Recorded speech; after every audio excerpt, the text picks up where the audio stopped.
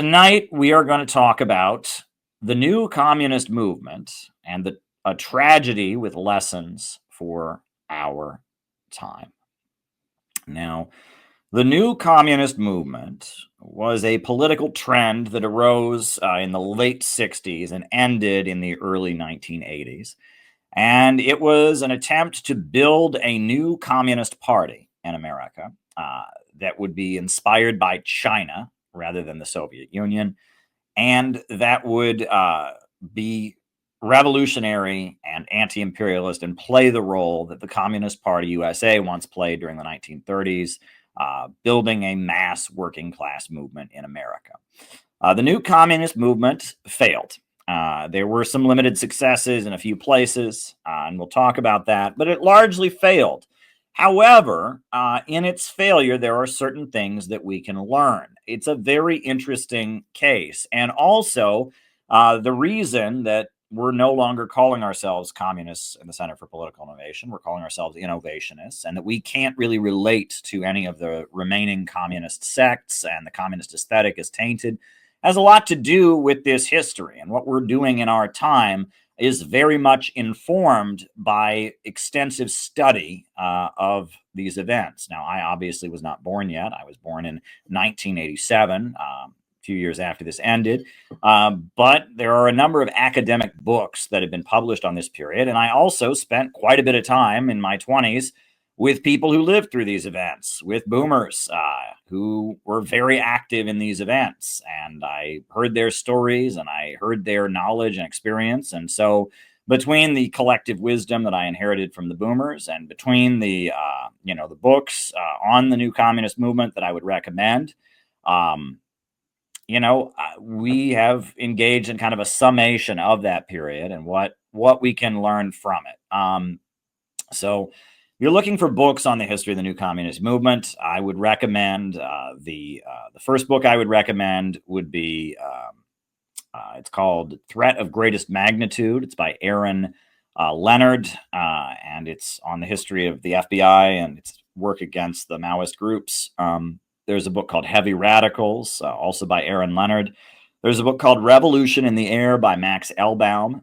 And there's a very good book called Detroit, I Do Mind Dying, which is specifically about the new communist movement in Detroit, where it was quite successful and impactful during the 1970s. So, yeah, if you're looking for books on the history, Max Elbaum's Revolution in the Air, Detroit, I Do Mind Dying, by Dan Georgakis, the Aaron Leonard books, Threat of Greatest Magnitude and Heavy Radicals.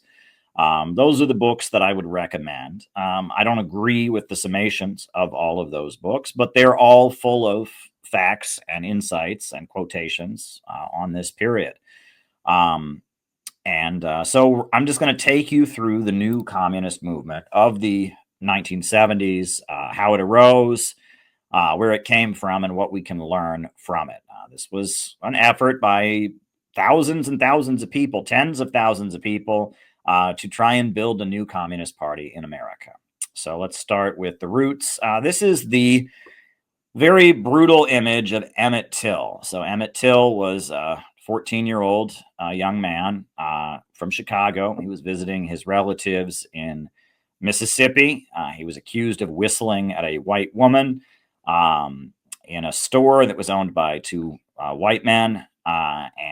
So that night they went to his home and they abducted him and they tortured him to death. It was a really ugly, brutal murder. The murderers were found not guilty and then bragged about how they murdered him to a major magazine. And it was a really, really ugly incident. The fact that this 14-year-old young man could be murdered so brutally for allegedly whistling at a white woman. And then on top of that, the killers would be acquitted of doing it and then brag about doing it.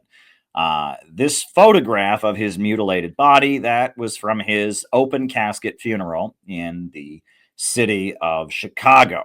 And his mother did not have his body touched up. She wanted everyone to see what was done to her son. It was pretty horrendous. And people looked at that image and they saw the horrors of Jim Crow segregation. World War II had ended. The United States was having a booming economy, and the 1950s were rolling around. McCarthyism was starting to ebb. McCarthy was seen as a demagogue, and so yeah, a very, very horrendous event. And the photograph of Emmett Till's mutilated body was sent all around the world by the Soviet Union. The Soviet Union called out the United States as a racist country for the way it treated black people. And there was a feeling among some in the power structure that Jim Crow segregation was a ticking time bomb because the Communist Party had a lot of support in the black community, because the Soviet Union was constantly raising the black question at the United Nations and calling out the United States for racism.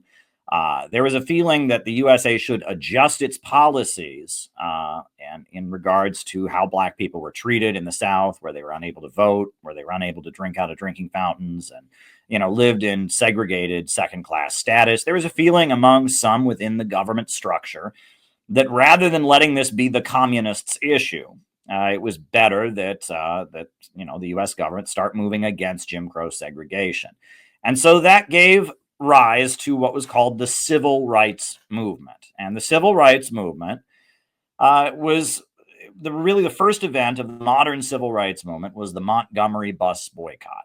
And that was in Montgomery, Alabama. Rosa Parks very famously refused to sit in the back of the bus, so she was arrested. And so Martin Luther King Jr., who was a local minister who was quite young, I believe he was in his early 30s. He organized the black community to refuse to ride the buses unless they ended their policy of segregation. Now, the word civil rights, it's important to point out, was a communist phrase. The Civil Rights Congress was the Communist Party's black liberation organization. The Civil Rights Congress was an organization that largely worked to defend African Americans who were charged in the Jim Crow South and potentially facing the death penalty. And because the Civil Rights Congress was run by the Communist Party, the Department of Justice declared it to be a subversive organization. They passed a special law that the Civil Rights Congress was not allowed to post bail for anyone. They couldn't bail anyone out of jail. But the Civil Rights Congress, the phrase civil rights, had been, decided on by the Communist Party as the way that they would, frame the fight for black liberation. And then starting in 1955, you had the Montgomery bus boycott. Now, the Montgomery bus boycott was paid for by the United Auto Workers Union, which was a labor union of auto workers that had expelled all communists. It was led by two brothers, Walter and Victor Reuther, and it was an anti-communist union, but it was liberal. And the United Auto Workers, they were calling for the creation of a national health service in America. They were opposed to military spending. They were opposed to McCarthyism. And the United Auto Workers Union was a very liberal labor union that funded a lot of activism because they felt that McCarthyism and the extreme anti-communism of the right wing hurt labor unions.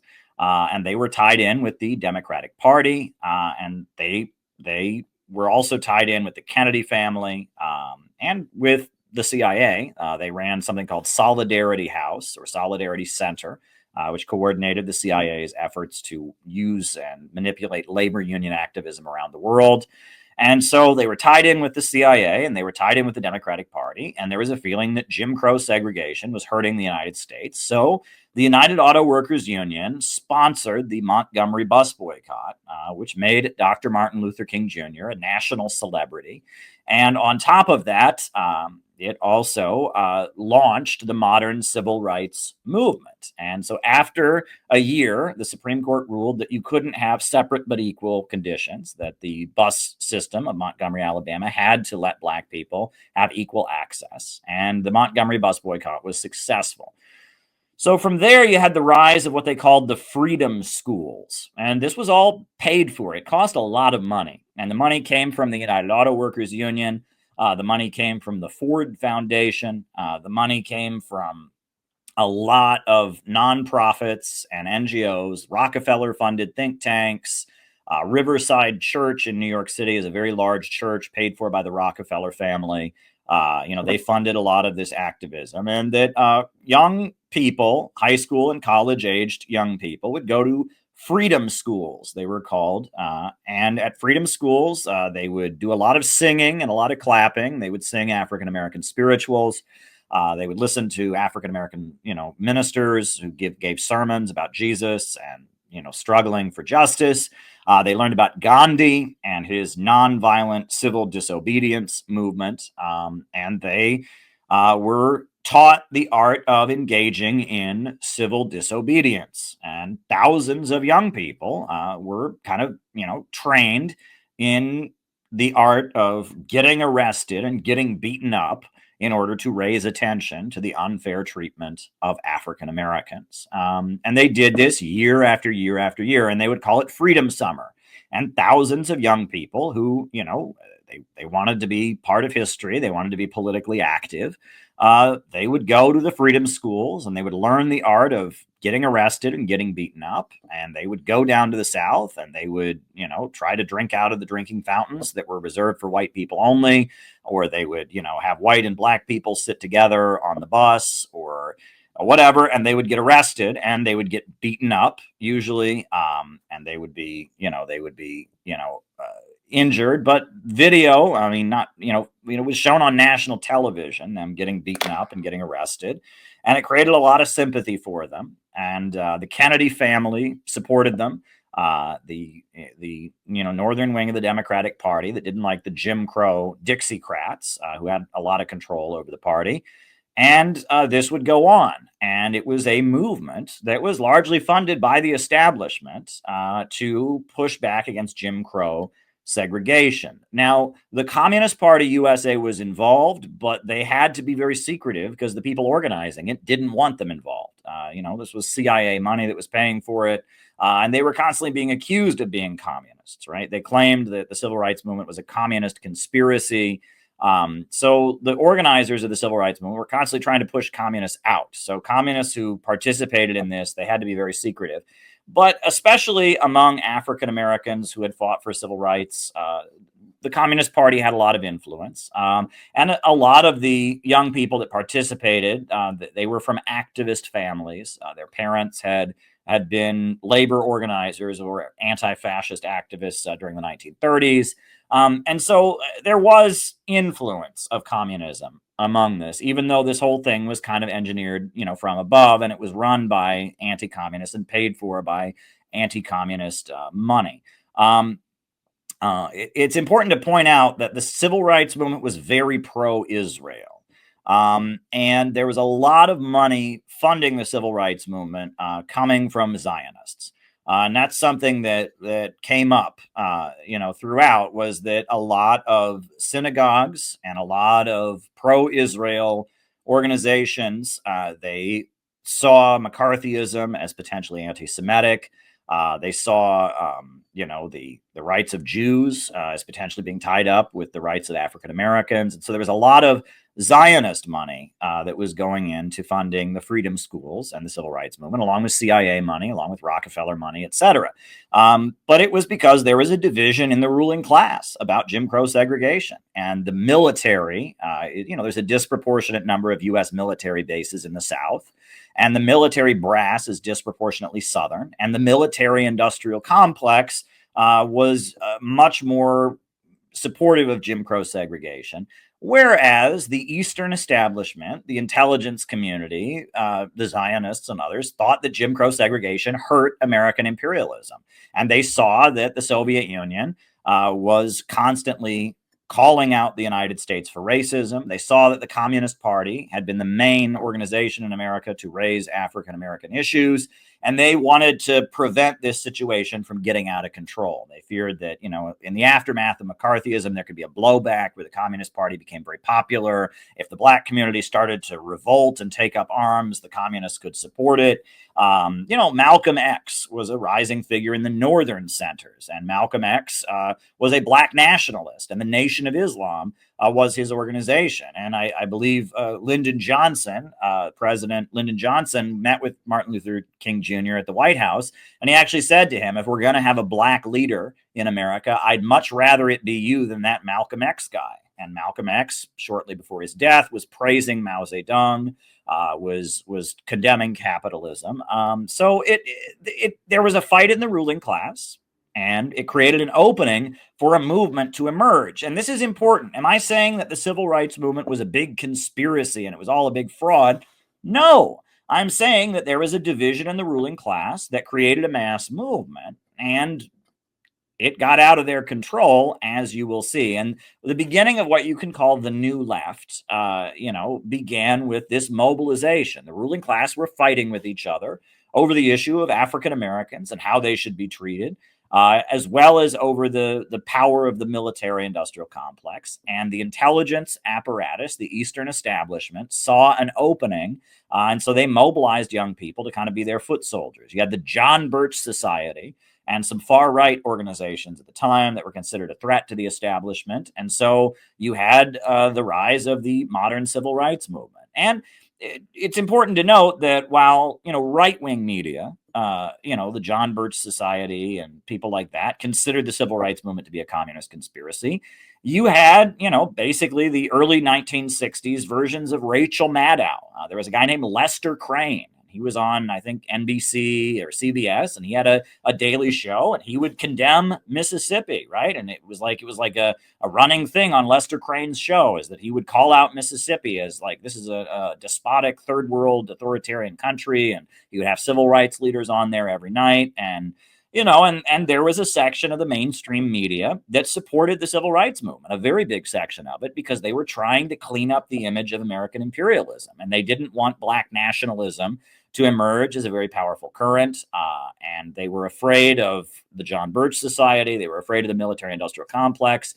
And they were trying to get control of the Black question in America, because they didn't want a genuine anti-imperialist movement like the Communist Party or like Malcolm X to become the leader to use the Black question to overthrow imperialism or whatever. So in order to stabilize U.S. society, there was a division in the ruling class, and you had the rise of the modern civil rights movement. And this is really important to understand, because there's a lot of people who think there's some big conspiracy. It's not a big conspiracy. There were divisions in the ruling class, and the divisions in the ruling class led to a mass movement. And that's how revolutions generally happen in history. They start as a division in the ruling class. So one of the biggest activist groups was called the Student Nonviolent Coordinating Committee, or SNCC. It was led by Stokely Carmichael, who later changed his name to Kwame Ture. I believe he was from, if I'm not mistaken, he was from the Caribbean. It was of Caribbean descent, but it was a largely African-American activist group. There were white people in it, but it was largely African-American students, and they engaged in civil disobedience. They coined the term Black Power. They were very much an activist group. And there were many people in the Student Nonviolent Coordinating Committee who had been in the Communist Party at one point. They'd been in the Young Communist League or the Communist Party USA. And many of them had quit when the Communist Party said it no longer considered Black people to be a nation. At the 1957 convention, the Communist Party declared Black people are not a nation. And so many of them had quit the Communist Party over that issue. Now, in Monroe, North Carolina, in the early 60s, there was a guy named Robert F. Williams, who was the leader of the NAACP, and he was having protests to integrate swimming pools. And he wanted the swimming pools to be available to the Black community. They paid taxes for the public swimming pools in North Carolina. They should be able to swim in them. And of course, the Ku Klux Klan and the white supremacists, their biggest fear is, what they called race mixing, the idea of white and Black marrying each other, and the idea of, people swimming, without, you don't wear too many clothes when you go swimming, and, white and Black people in the same swimming pool, with shirts off, with, bikinis, with naked legs. That was, it was the potential of race mixing. So the idea of Black people being able to swim in the public swimming pools in Monroe, North Carolina, was something they just weren't going to tolerate. So when Robert F. Williams started protesting outside the swimming pools, the Ku Klux Klan showed up and started shooting at them. And they would break up their picket line by opening fire on them and just shooting at them. So Robert F. Williams, he said, "We're going to shoot back," and they started their own chapter of the National Rifle Association. And Robert F. Williams began training local black people in the art of armed self-defense. And so when they would have their protest outside the swimming pool in Monroe, North Carolina, there'd be 2 or 3 guys standing there with guns. And if the Klan showed up and shot at them, they would shoot back. And that created a real big stir around the country because, the civil rights movement had been largely a nonviolent movement. Um, and this was not nonviolence, right? They were with guns. And Robert F. Williams, he wrote a manifesto called Negroes with Guns, and it was distributed across the country. And everyone was kind of shocked because here's this African American minister, a black pastor who's organizing people to take up firearms. Eventually there was a shootout, and Robert F. Williams was charged with murdering a couple of Ku Klux Klan members. And so he fled the United States. And where did he go? He went to China. And that's Robert F. Williams with Mao Zedong. And he met with Chairman Mao, the leader of the People's Republic of China. And he eventually then set up shop in Cuba. And in Cuba, he started a radio program called Radio Free Dixie.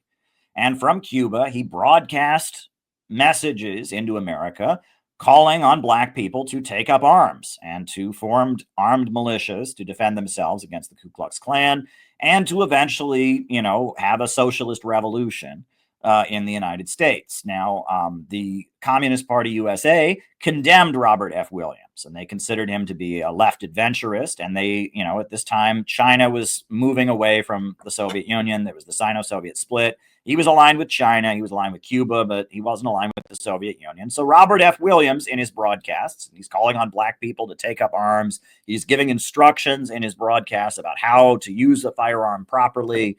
And he's also telling black people, you need to form a new communist party. The Communist Party USA is, worthless. It's tied in with the stodgy old Soviet Union.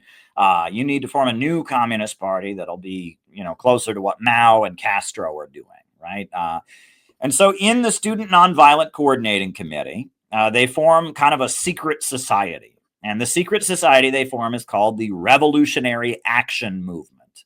And what they do is they're people who listen to Robert F. Williams broadcasts.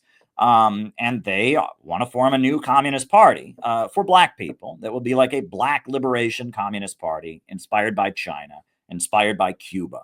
And they formed the Revolutionary Action Movement. And I believe they had their founding convention at Ohio State University or Columbus State College or something. And it was in Ohio. There were about 50 people there from different parts of the country. And they wrote a manifesto about Marxism, Leninism. They wrote like a 14-point program, and they were a black liberation Marxist Leninist organization.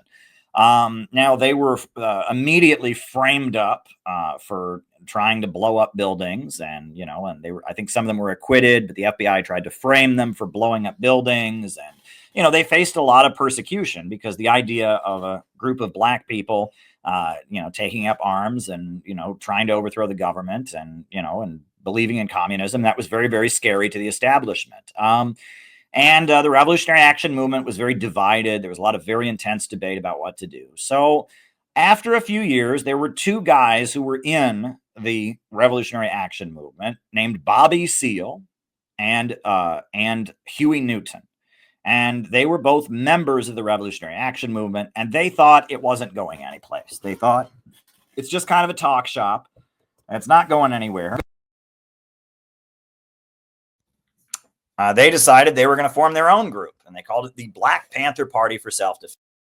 And they began engaging in armed patrols in the black community, and they wore uniforms, and they were the Black Panthers, and they kind of became the symbol of black radicalism in America because they were black people who were patrolling black neighborhoods with firearms to protect black people from police brutality. They would follow the police cars around with shotguns and tape recorders and law books and make sure the police were following the law.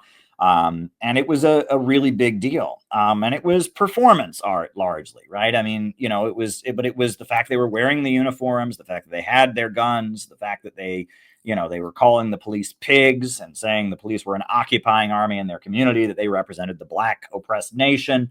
That was pretty big. And it created headlines around the world. And the Black Panthers became kind of the symbol of black radicalism in America. Around this time, you also had a lot of campus activist groups. Now, I mentioned the civil rights movement on the college campuses. A lot of college kids are going down to the South every summer and getting beaten up and arrested as part of the Freedom Summer efforts, etc. And so at University of California, Berkeley, they had a rule that no one could protest or pass out leaflets on the campus around what they called off-campus issues, right? So you couldn't protest for civil rights, you couldn't campaign for any candidate. No off-campus issues were allowed to be promoted on the campus. So the students there that were involved in the civil rights movement, they didn't like that. So they had one of their activists who was involved in civil rights organizing set up a literature table. And when the campus, told him to leave, he refused. And so they had him arrested. And then when he was put into the police car, thousands of students surrounded the police car. And they put a microphone and a microphone on top of the police car. And they held this police car for like 2 days. And they refused to let the police car drive away. They surrounded the police car. And that was the beginning of what they called the free speech movement. And it was the right to bring up off-campus issues on the campuses. And it created a lot of headlines because here are these college kids that are, stopping police cars. And then later they seized buildings. They all went into the buildings and refused to leave and got dragged out and beaten up by the police. And they were demanding the right to protest on their campuses. Now, around this time, there was an organization formed on college campuses for young people that were involved in civil rights, and it was called Students for a Democratic Society. And it was funded by the United Auto Workers Union. The UAW, is this liberal labor union that's aligned with the Democrats, doesn't like Jim Crow segregation, doesn't like Republicans, and so it formed an organization called Students for a Democratic Society and gave them millions of dollars. And on many campuses, there would be a chapter of Students for a Democratic Society, and there'd be a paid staffer, somebody who's paid to go around organizing Students for a Democratic Society. Originally, to join Students for a Democratic Society, you had to sign a document swearing that you were not a communist. No communists were allowed to be part of Students for a Democratic Society. And SDS, Students for a Democratic Society, was a lot like what DSA is today. It was the big socialist group that was everywhere, that was very kind of controlled and limited, right? And it was tied in with the Democratic Party. It was just kind of liberals, but it was a place that if you were in college and you wanted to do activism of some type, you joined SDS, Students for a Democratic Society. And this wasn't the only type of organization like this that was set up. All right, at the time, the Congress for Cultural Freedom program was going on. There was a magazine that was at all the colleges called Partisan Review. And Partisan Review was a CIA-funded socialist magazine that was anti-Soviet, but it was criticized the American establishment also. It was against capitalism, but it was also against the Soviet Union, etc. It was very critical of the military, very critical of conformity, would accuse Republicans of being fascists, that kind of thing.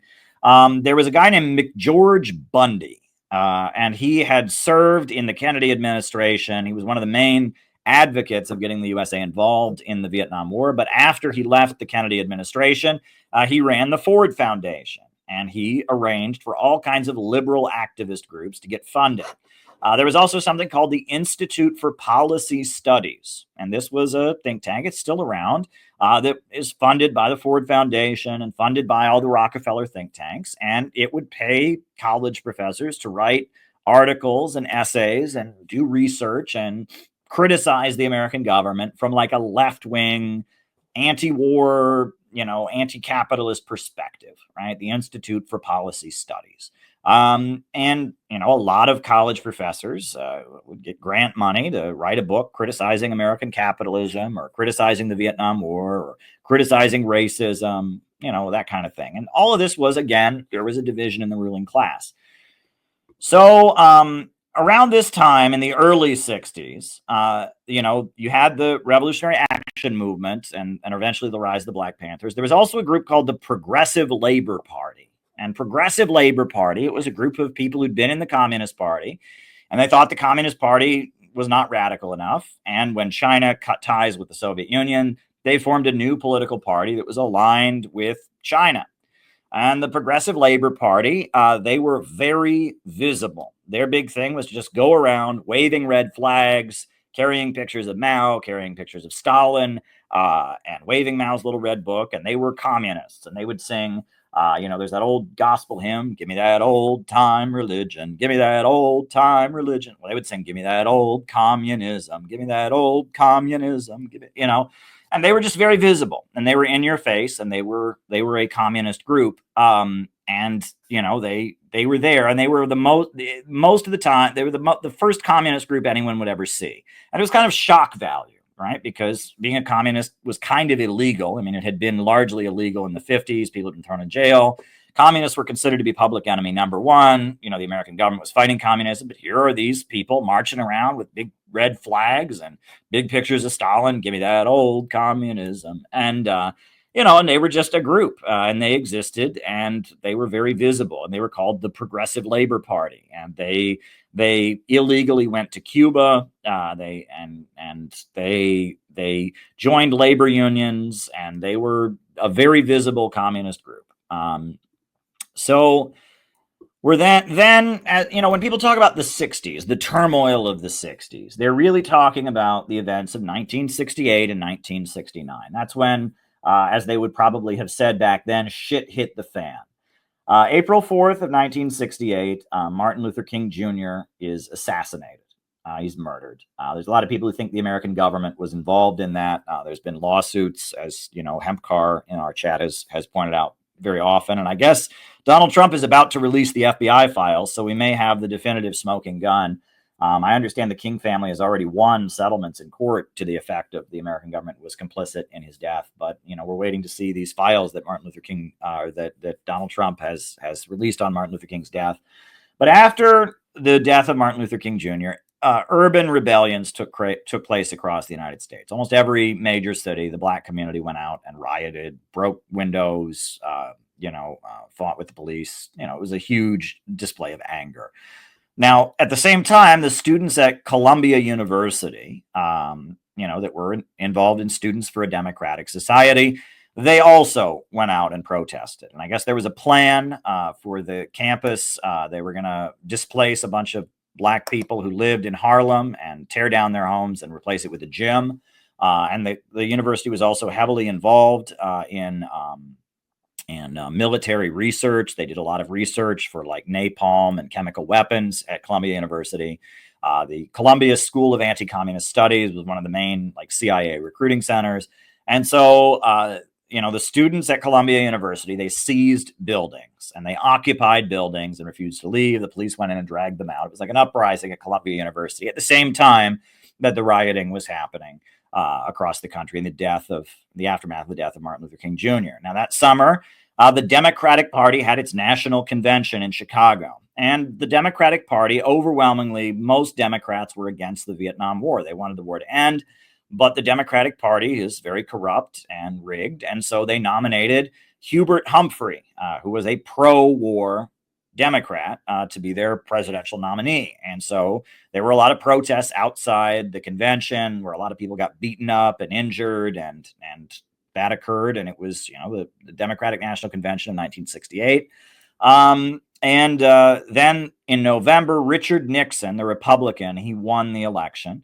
And he was elected as the law and order candidate who said he was speaking for the silent majority. And that was the average Americans who were tired of all the rioting and, loved their country and supported the Vietnam War and didn't like all the unrest that was happening.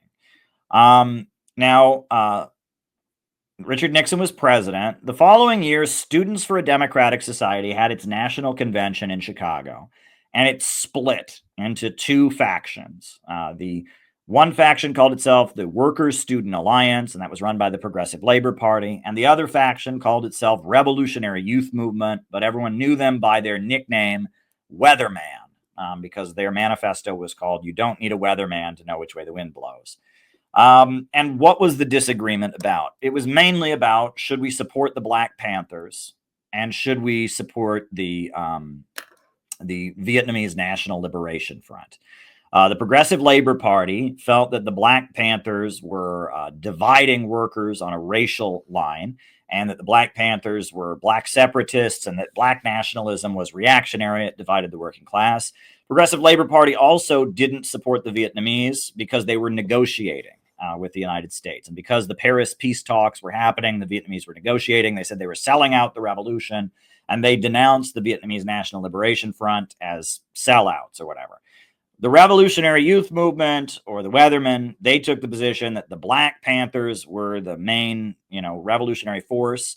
And they also said that the Vietnamese National Liberation Front were correct in leading the Vietnamese people. And their position was that their job was to recruit white people in America to support the Black Panthers and to support the Vietnamese National Liberation Front. And they would call themselves the Americong. And they would often march around waving the flag of the Vietnamese. They would chant, "Ho, ho, Ho Chi Minh, the NLF is going to win," or "One side's right, one side's wrong, victory to the Viet Cong." And they supported the Black Panthers. They would fundraise for the Black Panthers, etc. And so that was the big divide. SDS split in 1969. Now, almost immediately, the Revolutionary Youth Movement, which was the Weatherman faction, divided in two. Because the question was, so what do we do, right? They all agreed that they supported the Vietnamese. They all agreed that they supported the Black Panthers. But what do you do? Well, the leaders of the Weatherman faction, their idea was basically to engage in left adventurous terrorism. They had what they called kick-ass marches, where they would go smash store windows. They embraced drugs and hippie counterculture, and they believed that they promoted the idea that if Americans would get stoned on marijuana and LSD, that they would turn against the government. And they hated the white working class. They thought the white working class were racist and were sellouts. And basically, they wanted to build an army of hippies that would align with the Black people against the white people, right? And they were going to build this army of like hippie young people. The Black Panthers did not agree with that. They thought that was particularly crazy. And most of the people in Revolutionary Youth Movement didn't really like the ideas of the Weathermen either. The Weathermen, it was Bill Ayers, Bernadine Dorn, Mark Rudd, and certain people. And they were from millionaire families, very wealthy folks. And they were famous in the media. The media kind of made them famous. But they didn't really have that many people who supported them. They were just kind of people that were, made as the famous leftists by the media, and they had lots of money, but they didn't really have that many people who supported them. Whereas the majority of people in Students for a Democratic Society who supported the Black Panthers and supported the Weathermen, they broke away and they formed something called the Revolutionary Youth Movement 2. And the Revolutionary Youth Movement 2, they did what the Black Panthers said. Their job was to go into the white community and build a mass organization of white working class people to align with the Black Panthers. And the idea was that the Black Panthers would eventually merge with this white organization that they were building to create a multinational communist party. And the Black Panthers endorsed Revolutionary Youth Movement 2. And that's Fred Hampton, who was the leader of the Chicago Black Panthers, when he's having a press conference with the leaders of Revolutionary Youth Movement 2, or RIM 2. Even though the Weathermen said that they supported the Black Panthers were explicitly telling them not to do the terrorism, not to promote the hippie counterculture and drugs. The Weathermen didn't listen. Now this all led to, this is the Revolutionary Youth Movement 2, building a base among the industrial working class, rejecting counterculture and drugs and promiscuity, rejecting left adventurism and terrorism, looking to China as the center of world revolution, and supporting the Black Panthers and the Vietnamese National Liberation Front. Now, October 8th, 1969, the Weathermen called an event called the Days of Rage. And basically what it was they went to downtown Chicago and they fought the police. And they wore football helmets, and they brought baseball bats and chains, and they fought with the police. And in the following days, they bombed a few buildings. I think they blew up a statue in Chicago. They blew up some buildings, and they presented this event that they did on October 8th. It was going to be the first battle in the revolution. And they expected there'd be thousands of people who would come. There was only about 300 people. The police opened fire on it. They scattered. It was kind of a flop, but they got a crowd of people to just go to downtown Chicago and smash windows and engage in all kinds of violence. Fred Hampton, the leader of the Black Panthers, he denounced it, and he said this was not the right course of action, and it was dangerous. And he instead endorsed an alternative protest that was called by the Revolutionary Youth Movement too. And I've shown this before, but I'd like to actually show Fred Hampton's interview that he gave about the Weathermen and why he didn't support them. Because Fred Hampton, I mean, he was quite young at the time, but he was very serious, and he thought what the Weathermen were doing was alienating people. It was dangerous. He didn't support it. So this is Fred Hampton responding to the Days of Rage. Here we go.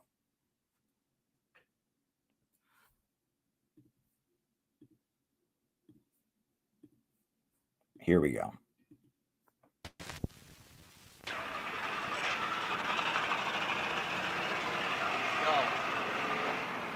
Fred, where does the Black Panther Party stand concerning the Weathermen, the SDS?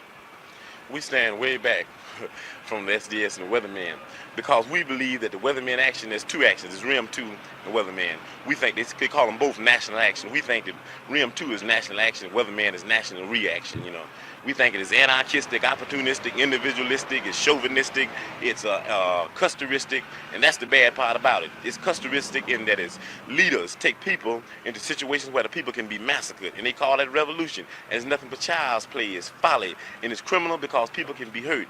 We say that they're doing exactly what the pigs want them to do. When they take people down and just do nothing, play around, and the pigs are prepared for this, and they'll wipe all of those young people out.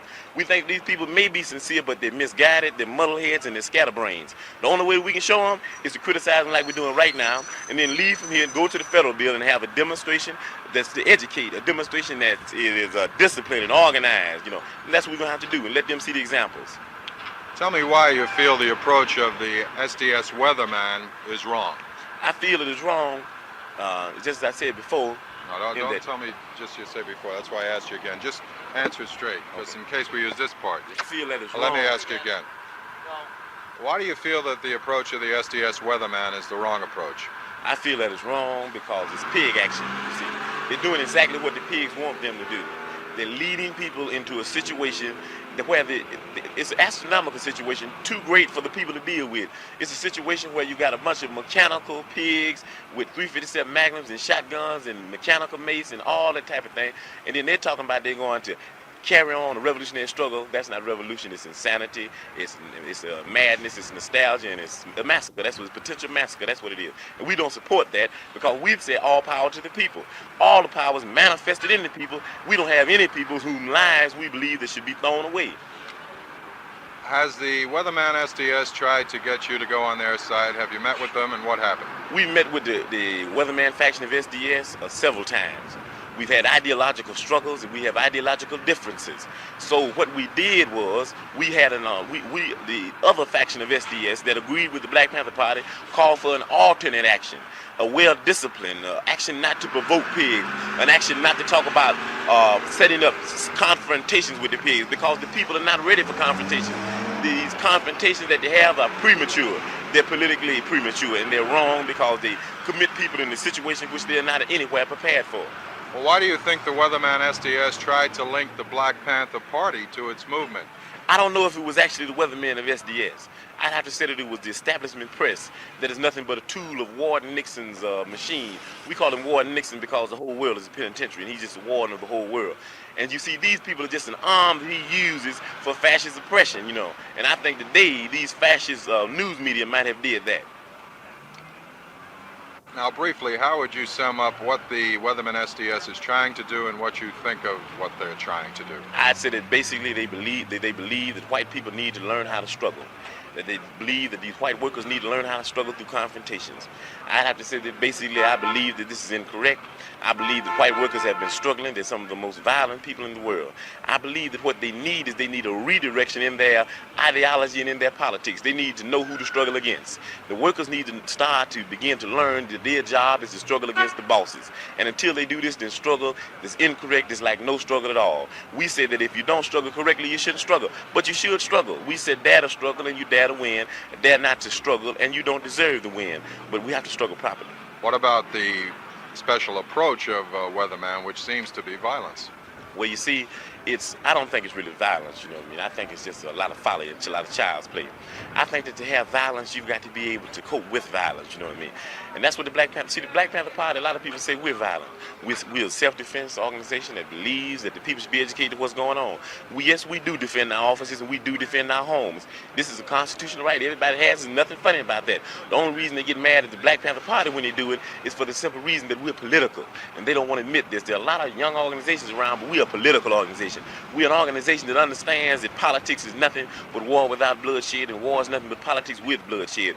That it's just like you stretch something, and it goes, you can stretch things, and they'll go into being another thing. If you stretch politics so long, it'll be war, and that's where we're at. Well, then why do you feel it's so important for the Black Panther Party to disavow any real link with the Weatherman SDS? I think it's important because there are a lot of people that watch the Black Panther Party for examples. They observe us and participate with us. And if we can be connected up with this, then it would be very unadvantageous to the people and very unadvantageous to the struggle, in that people that claim to be revolutionary would be going down roads that they think might be revolution, but in fact they're not roads to revolution. They'll be going east when their intentions are going west. And also it's important because the chairman Bobby Seale is in town, and he's being tried by this fascist judge Adolf Hitler Hoffman, you know, and he's being tried without a lawyer. And we've got to bring all of the attention and focus on this trial that we possibly can, so that people can understand that these people are more capable of building gas chambers than Hitler ever was capable of building gas chambers. And we're going to have to get together. We're going to have some anti-gas chamber marches, and some anti-fascism marches, and some anti-Hitler Hoffman marches, and some anti-Mussolini Attorney General Mitchell marches, and some anti-Daley and some anti-Hammerhead marches. These are the things we're going to have to do. The people need to be educated. If they're educated, we can resist and we can stop this fascism. So yeah, that was Fred Hampton basically saying, look, we don't support what the Weathermen are doing. We don't support the Days of Rage. And he was supporting the Revolutionary Youth Movement too. And Revolutionary Youth Movement 2 is really the foundation of what you can call the new communist movement of the 70s. Now, shortly after he gave that interview in October of 1969, Fred Hampton was murdered. That's the bed that he was laying on. He was sleeping in that bed, and they shot him with hundreds of bullets in his bed. And it was originally reported in the press as a vicious Panther attack, but it later turned out it was very clear it was just an assassination. The bullet holes that they said were him shooting back were actually nail holes. And that Fred Hampton was assassinated by the American government. They thought that the fact that he was bringing white workers and black workers and Asian workers and Puerto Rican workers together in what he called a rainbow coalition, the fact that he had started a free breakfast program, and he was building real political power, and that as a Marxist-Leninist, as someone who studied Mao Zedong and Kim Il-sung, and he was a very charismatic leader who had built a real revolutionary organization in Chicago. And so the American government took him out, and it was an assassination. So in the aftermath of the Days of Rage and the Weathermen, shortly after the Days of Rage, they went underground and, became this illegal clandestine group that engaged in bombings. There were a number of people in the Revolutionary Youth Movement too who started to try and form a new communist party. Now, there were 4 major groups that had thousands of people in them. The largest was called the Revolutionary Union, eventually called the Revolutionary Communist Party. There's another one called the October League, which later became the Communist Party Marxist-Leninist. There was the Workers' Viewpoint Organization, which became the Communist Workers' Party. And then there was the Communist Labor Party. And all of those groups had thousands of members. There were a number of other organizations that were very small. And, I mean, there were some that were larger than others. The Sojourner Truth Organization, the League of Struggle Marxist-Leninists, which was led by Amiri Baraka. The Communist Party USA Marxist-Leninist, which was aligned with an intellectual from India, but teaching in Ireland, called Hardiel Baines, who eventually became very close to the government of Albania. And there were hundreds of really, really small communist sects that were around at this time that had 5 to 10 members. And in near most colleges, in like college areas, you had what they called a collective. There'd be 5 or 6 or maybe 10 or 12 young people who lived together and studied communism together and supported the Black Panthers, supported the Vietnamese, and some of them eventually joined one of these bigger groups, and some of them tried to start their own group. And, the number of Americans who were in what you call the new communist movement, who supported the Black Panthers, who supported the Vietnamese National Liberation Front, who looked to China as the center of world revolution and thought the Communist Party and the Soviet Union had kind of sold out and were no longer revolutionary. There were tens of thousands of people in America like this. People estimate between 20,000 and 50,000 total. At one point in 1969, they did a poll asking young people, asking people if they believed that a violent communist revolution would be a good thing. And actually 2 million Americans said yes. So some people say it could have been as many as 2 million people. But, not all of those people were serious in what they were saying. There was a lot of just kind of contrarianism and, yeah, I'm against anything that's against the government or whatever. So, but there were, 20,000 to 50,000 people that were in these various communist groups that were trying to form a new communist party that were explicitly part of this trend of what you call the new communist movement. The Progressive Labor Party was separate from it. They didn't support the Vietnamese. They didn't support the Black Panthers, so they were a separate thing. There were Trotskyite groups that existed, the Socialist Workers' Party, the Spartacist League, etc. And there was the old Communist Party, USA, but the new communist movement specifically referred to China-aligned groups that supported the Vietnamese and supported the Black Panthers. They were the new communist movement. And they were just kind of a fixture of American politics during the 1970s. And you can see this if you watch movies. There's a movie called Car Wash that came out during these years. It's a movie about a group of young African-American people who work at a car wash. They're friends. Well, there's a scene in Car Wash where the white guy who owns the car wash, his son, comes to the car wash wearing a T-shirt with Mao's face, and he starts reading all the young Black people who work there the Little Red Book and trying to teach them about communism. There's a movie called Switchblade Sisters, which is about a female biker gang. It's kind of a girl power movie about these women that are in a biker gang and are tough, and they're fighting another biker gang. It's like a rivalry. And so the climax of the movie Switchblade Sisters is the female biker gang that's, they're facing the bad guys. They decide they need to get guns. So they drive to a house where there's a group of Black women that are a biker gang. And they go into their house, and these Black women, biker gang, they have big pictures of Stalin and Mao, and they give them their guns because that's who you get your guns from. You get your guns from communist Black women, there's a movie that came out called Network. It's came out in the late 70s that also includes this kind of politics. And that if you lived in an urban area in the United States, if you were in New York City, Chicago, San Francisco, Los Angeles, you came across these people. They were very visible. And there would be people that were talking about Mao and talking about having a communist revolution, talking about, the U.S. government is racist and imperialist. And they were just very visible. And if there was, if there was a labor union protest, if there was people protesting the Vietnam War, you would see them on the street just selling newspapers. They'd be on the New York City subways selling their newspapers. They would be standing on a street corner on a ladder preaching revolution. They were just a very visible part of American life during the 1970s. And the main thing that they did is they got jobs in factories, because there were a lot of factories in America at this time, and they tried to recruit their coworkers to communism. And that was part of the old, communist manual, right? It's the workers and the bosses, the factory workers, the proletariat versus the factory owners. And so they got jobs in factories and they tried to recruit their coworkers to communism. And their coworkers didn't want to hear it. Most working class people in America were not interested in communism. There were a few places where they did have modest success. And the main place that you saw success of the new communist movement was Detroit. Now, Detroit is called Motor City. That's a largely African American city where there's car manufacturing and car factories.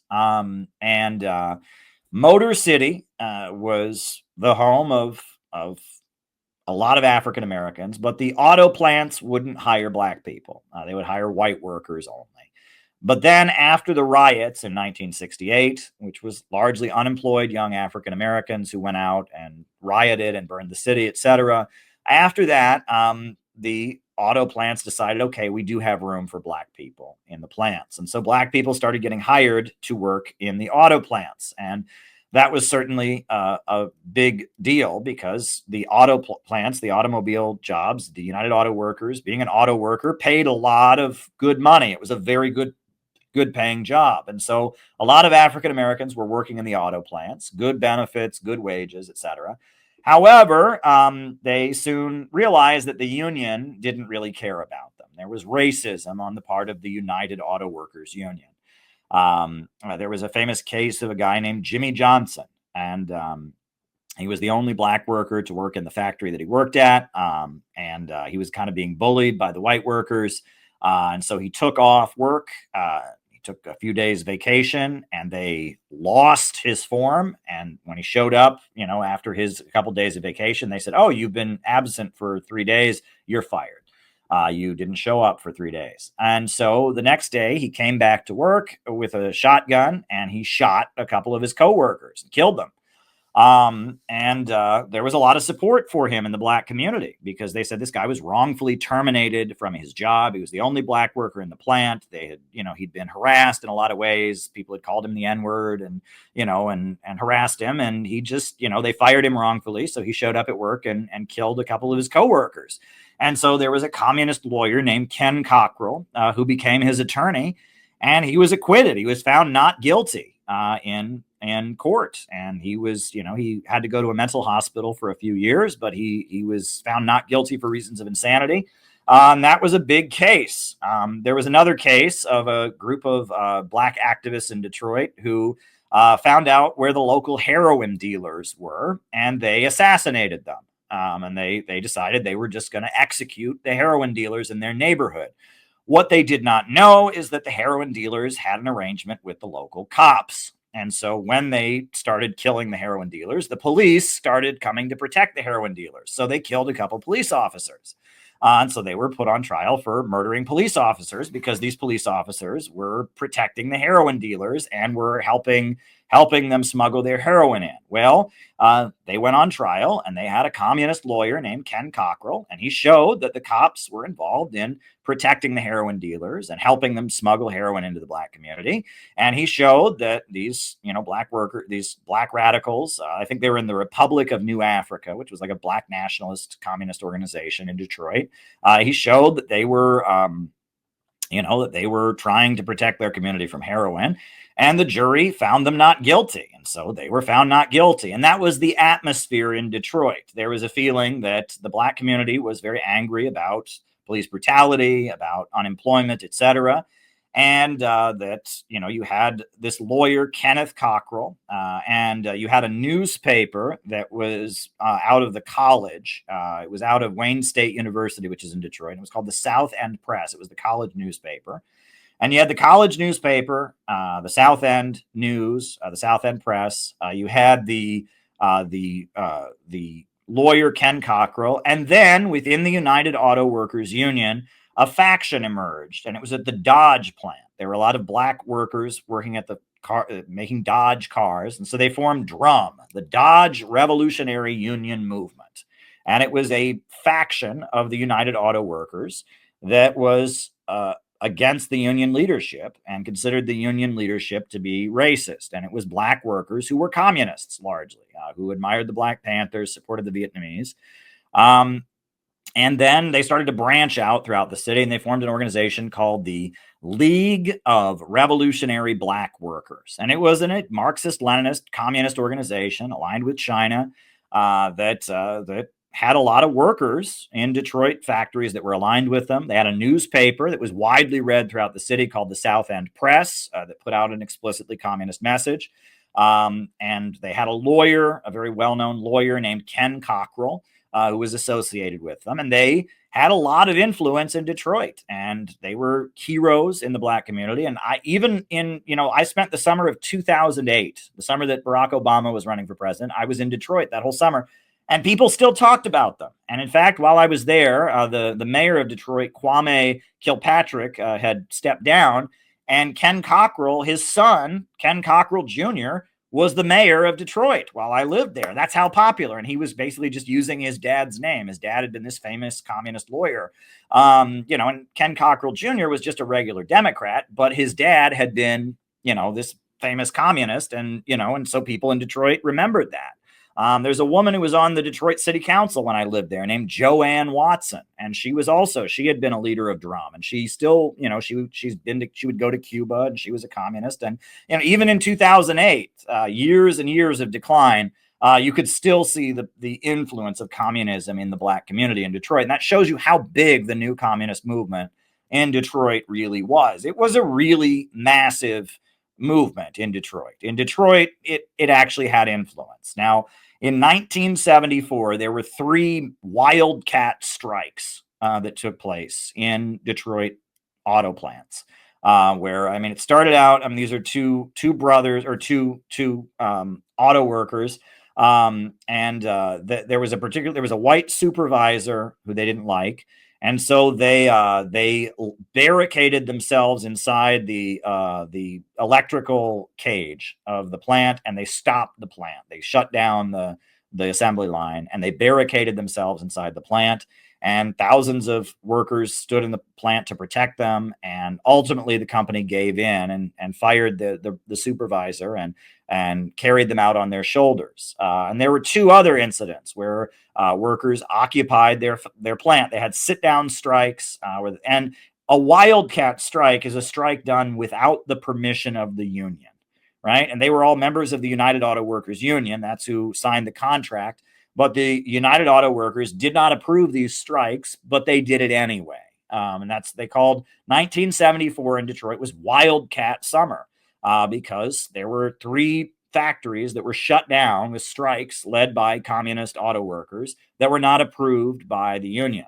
And during this period in Detroit, they elected a communist judge. That's a picture of him there. His name was Justin Ravitz, and he openly called himself a communist. And he had a copy of Mao Zedong's Little Red Book on the stand, and he was a communist judge. And Coleman Young became the first African-American mayor of Detroit. And Coleman Young, he was not a communist, but he was very close to all these communist groups. And he would meet with them at the mayor's house and City Hall, and he considered himself kind of an ally of the communist groups, and he had run for office on a platform of getting rid of a particularly vicious division of the Detroit police.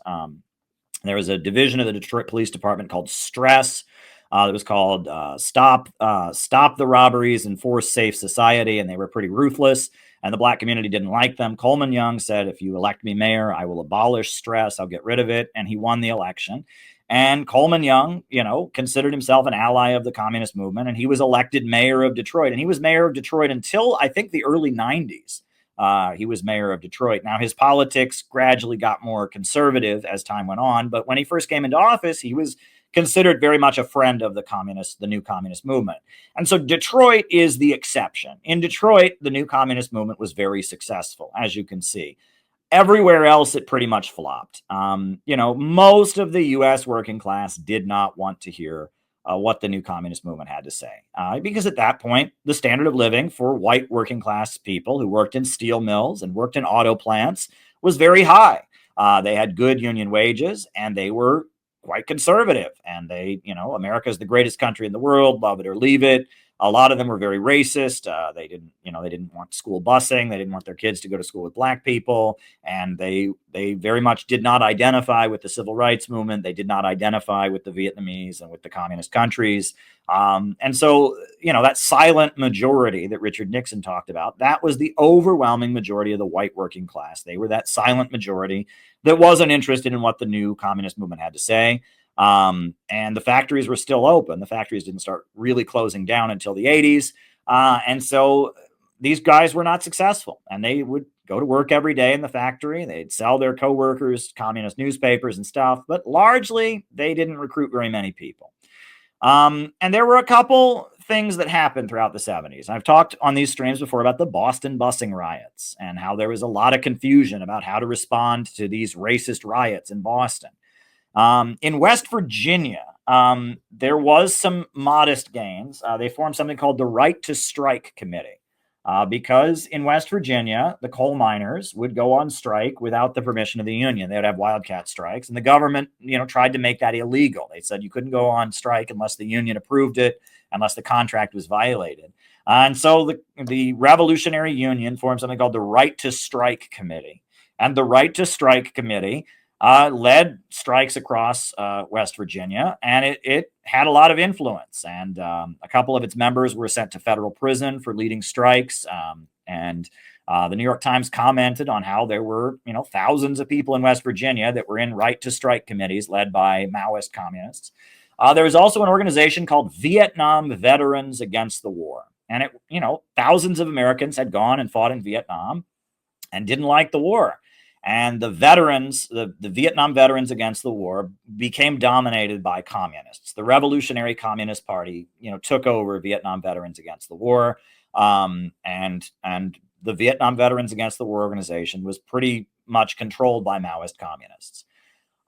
So I mentioned the Weather Underground, the terrorists, the people that wanted to recruit the hippies and engaged in the terrorist bombing. Well, they were doing this throughout the 1970s. They would blow up something every couple weeks. They would blow up a building. They would, and they bombed the U.S. Capitol at one point. They bombed the Pentagon at one point. They would always call in a threat prior to their bombing, and they didn't kill anybody, but it was still, it was like a symbolic act of destruction. They would blow up buildings with explosives.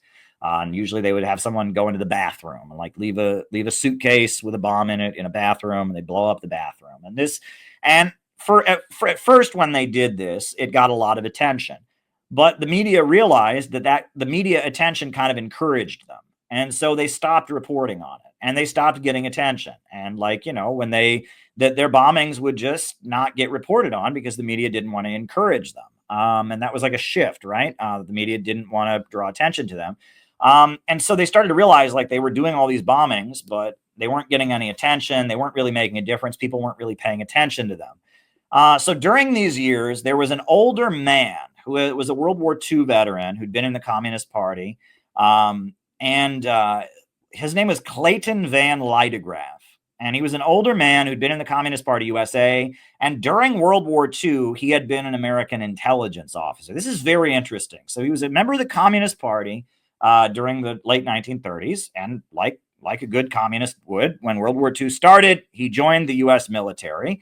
And they found out that he was a communist. And so they sent him to China. And his job was to airdrop weapons to the Chinese to fight Japan. And he oversaw the delivery of weapons to the Chinese communists and the Chinese KMT nationalists by the American government. So he was a spy for the American intelligence services, but he was very closely working with the Chinese intelligence services. And he was a spy, basically. He was an assassin. And he was a weapons delivery guy, and he was a spook for the American intelligence. He was a spook for Chinese intelligence. And he came back to the United States after World War II, and then it became illegal to be a communist, so he disappeared. And it's widely reported, we don't know if it's true or not, that he then went to the Philippines, and he was an assassin for the Chinese communists, the Chinese-aligned communists of the Philippines, that he would murder people in the Philippine government as a hitman. for Chinese intelligence, right? So this guy was a very violent fellow, Clayton Van Lydegraf. His day job, was he was a refrigerator repairman. And he knew how to kill people, and he knew how to, blow things up and make bombs and deliver weapons. And, he was like a mafia hitman, basically, who was a communist. And so when the Weathermen were doing their bombings, he liked that. I mean, he was all about violence and stuff like that. So he joined, and he was older than all of them. And he became kind of the guru of the Weatherman terrorist organization. And so as the 1970s went on, no one was paying attention to the Weathermen. They would blow up something here, they'd blow up something there, and no one would pay attention. So Clayton Van Lydegraf said, why don't we write a manifesto? And they wrote a book called Prairie Fire, The Politics of Anti-Imperialism. And they distributed 20,000 copies of it across America. And they just left it in coffee shops and at colleges and universities and anywhere. They just distributed 20,000 copies of this manifesto, kind of explaining what the Weather Underground believed. And then he went above ground. He stopped functioning underground as an illegal terrorist, and he went above ground, and he started something called the Prairie Fire Organizing Committee, which was people that were not underground but supported the Weathermen. And it was the above ground version of the Weather Underground. What's interesting is Clayton Van Lydegraf, he is a very shady person, was working with the CIA, or I guess it wasn't the CIA, it was U.S. military intelligence, and then later with Chinese intelligence. He was an assassin and all of this.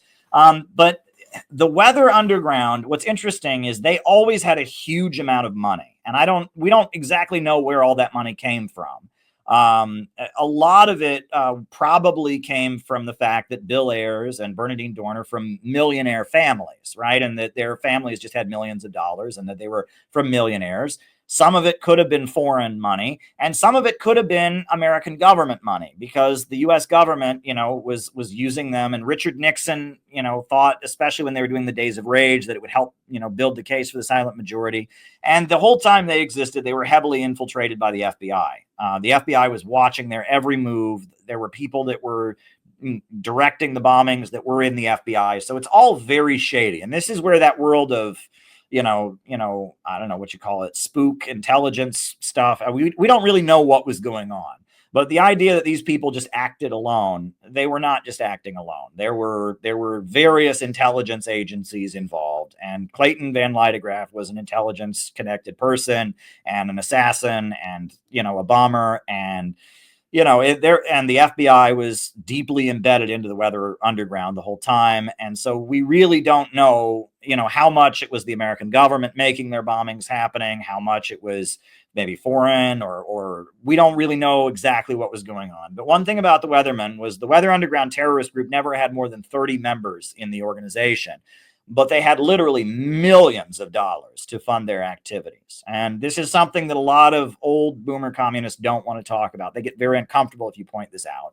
But the Weather Underground, they always had millions of dollars to fund their activities, even though they were a very small group. And, this guy, Clayton Van Lydegraf, is a very, mysterious figure. So they were underground doing their bombings. Then Clayton Van Lydegraf goes public, and he starts the Prairie Fire Organizing Committee, which is this activist group of like young college kids who think the Weathermen are like right on, and they want to be hippie radicals, and they think the Weathermen blowing things up is really cool or whatever. So then the Weathermen launched a convention. They decided they were going to have a conference in 1976 called the National Hard Times Conference, right? Because you had the Wildcat Summer that happened in Detroit.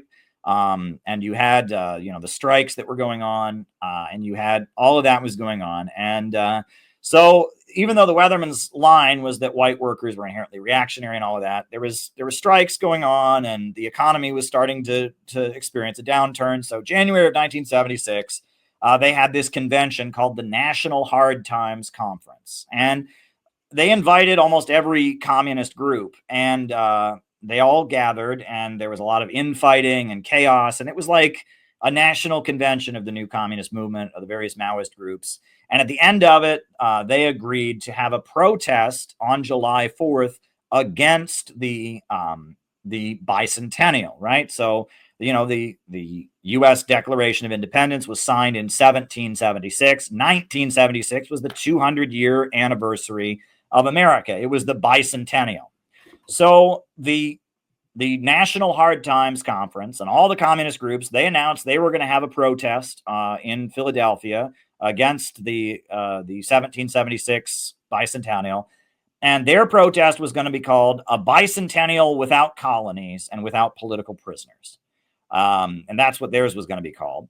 Well, the Revolutionary Communist Party, they did not agree with that approach, right? They thought bicentennial without colonies, without political prisoners. They thought that wasn't aimed at the majority. So the Revolutionary Communist Party called their own rally on the other side of town on the same day, called "We've Carried the Rich for 200 Years. Let's get them off our backs." And so there were two big communist rallies in Philadelphia to counter the Bicentennial. This is very interesting because, the Bicentennial without colonies was much bigger. It was about 20,000 people gathered. Black Panthers, they bust in Native Americans from the reservations. Again, the Weathermen were really the ones that were running the whole thing, the Prairie Fire Organizing Committee. But every communist group was involved. The Black Panthers, they bust in Native Americans from reservations, the Puerto Rican nationalist groups, and the Young Lords, and every communist group you ever heard of, Trotskyites and Maoists and all of that. And they had about 20,000 people. And the Revolutionary Communist Party, they had their own rally on the other side of town. It was about 5,000 people. So the RCP's rally was about a quarter the size of the other rally. However, if you get on the internet, it is very, very hard to find any images of Bicentennial without colonies. Why? Because it was just a collection of identity politics and every cause you ever heard of. And it was just kind of, America's a racist country. It oppresses Native Americans. It oppresses gay people. It oppresses Black people. And, it's a colonial country. It was just kind of a mishmash of people gathering to denounce America on the Bicentennial. Whereas the Revolutionary Communist Party's rally was very clear. Everyone knew what they were saying. And they were saying, we've carried the rich for 200 years. Let's get them off our backs. And, you have a poster there with black and white workers together. Jobs are income. We won't fight another rich man's war. And the Revolutionary Communist Party's rally had a much bigger impact. And this photo comes from that rally. And this photo is very famous. And this is the Vietnam Veterans Against the War, which was led by the Revolutionary Communist Party. This was their contingent at the rally. And these are all Vietnam veterans who showed up in their uniforms with a banner, "We won't fight another rich man's war." And this is really important to talk about because the Revolutionary Communist Party's approach was they were aiming for the masses of Americans. They wanted to build a mass communist movement, whereas the Weathermen, Prairie Fire, and all the communist groups that went along with them were just kind of building this identity politics leftist thing. The Revolutionary Communist Party was not trying to build the left. They were trying to build a working class anti-imperialist movement. And the Weathermen, they were trying to build, they were just trying to build a leftist identity politics movement. And that kind of shows you that if you pack a bigger punch, if you're giving a mass populist message, even if your rally is much smaller, it'll have a bigger impact, right? This photo has just gone down in history, whereas I can't even find any photos of Bicentennial without colonies. The RCP's rally made a big splash. It was a class-conscious anti-imperialist rally, and the other rally, it was much bigger and all that, but it didn't really make a splash. I've played it on these streams before, but I want to take this opportunity to play the RCP recorded a song for their rally for the Bicentennial. And the song was called 200 Years. It was by the band that the RCP had called Prairie Fire. So I want to play the 200 Years song for you, right? Again, this was a mass populist, working class, anti-imperialist approach that the RCP had during these years. And even though they were not as, big, it had a much bigger punch. So here we go. This is 200 Years by Prairie Fire.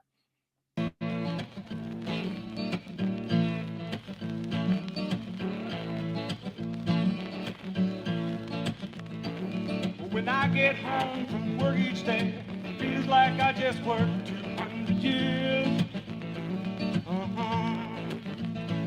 When I see all the bills I gotta pay, seem like to take 200 years. And now we hear this fella celebrate the latest boss's game. But who they calling us when every day we're fighting them? 200 years. 200 years is bicentennial this whole. 200 years. The rich want us to slave for them. 200 more. 200 years. 200 years, these parasites have sucked our blood. But let's get them off our backs. 200 years is long enough. Well, that must have been some party dumped that British tea back then 200 years. And that must have been some struggle dumping British tyranny back 200 years. Oh, but sending King George packing made the rich here free to build their own empire and change and wage slavery. 200 years. 200 years The is bicentennial is for 200 years. the rich want us to slave for them. 200 more. 200 years, these parasites have sucked our blood. Let's get them off our backs. 200 years is long enough. Oh, well, our class built this country. We have labored, we have slaved 200 years. Oh, but they're the class that runs it, taking all the wealth we've made 200 years. They're coming down, their time is up. 200 years is long And their enough. rule has brought us misery, unemployment, crime, and war. But every decent thing we have, our class has fought on for. 200 years. 200 years, This bicentennial is for 200 years. the rich want us to slave for them. 200 more. 200 years. 200 years, these parasites have sucked our blood. Let's get them off our backs. 200 years is long enough.